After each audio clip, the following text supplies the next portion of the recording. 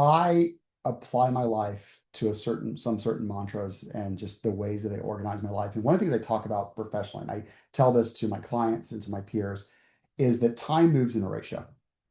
And so time spent on one thing is less time spent on another. And it's super important when you come on taking on a new obligation like this to understand the ratio. And so if I'm going to devote an hour to studying for an MBA, that's an hour less of something else that I'm doing in my life. There's 24 hours in a day. Like that's just simple mathematics. So I'm not going to be able to extend the day. So what's the hour trade-off? And you have to be comfortable with the trade-offs. You can't try to do things in the same hour, which means it works both directions. So part of it is just the open communication with my family and explain to them why this is important, what I'm trying to accomplish, what it means for us. So part of my journey was with my wife and just like, hey, I think I want to do my MBA and here's all the reasons why. And what do you think? And what are concerns that you have? And is there anything that in particular I should keep in mind? So that initial evaluation about like trying to do an in-person week at some of these other schools just wouldn't have worked for our lives. Now, if I had gotten into Indiana Kelly and gotten a scholarship for 100%, we would have found a way to make it work.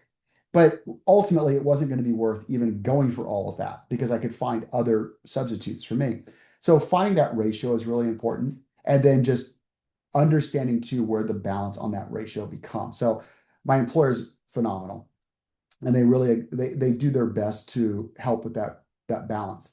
So generally at the end of the day, I try to step away from this computer at 5 p.m. if I'm working from home and I go downstairs and I eat with the family and we work on homework or if there's a sporting thing. Like there's like a couple hours of my life, 5 to 7, that's kind of devoted to focusing on the family.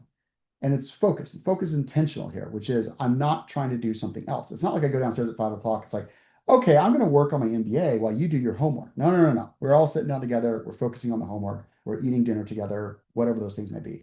So when the kids go to bed, that's when the other kind of trade-offs come. It's like now, if depending on where I am in the academic cycle, I'll just communicate with my wife. Like, you know what? I've got this paper I've got to do. I'm going to go in the other room. I'm going to work on it. Is that okay? Is there anything else you needed from me tonight? Is there something else that you needed us to work on together? And generally, she's like, no, no, no, that's fine. But there's a communication. Okay, then I can do that at night. But there's a devoted time away from that. But generally, when I find that I do most of my work is at 5 a.m.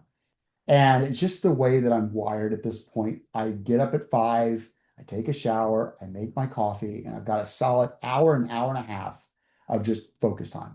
And that's why the asynchronous program was so important to me. I could listen to modules, I could read the textbooks, I can go through the PowerPoints, I can do that uninterrupted. So that kind of forms a foundation of it. The other side of it then becomes the weekends. And it just really, the weekends are, who knows? It really depends on any number of things. But then finding a time in the weekend and just saying, okay, by Sunday at 11:59, I have to submit this paper. So let's talk about when it is I'll have a chance to work on it. Okay, it sounds like Sunday morning's gonna be best. Okay, we'll do stuff together as a family on Saturday. Are you okay if Sunday morning if I'm spending time on this? Okay, great. So that it's just the communication is so important.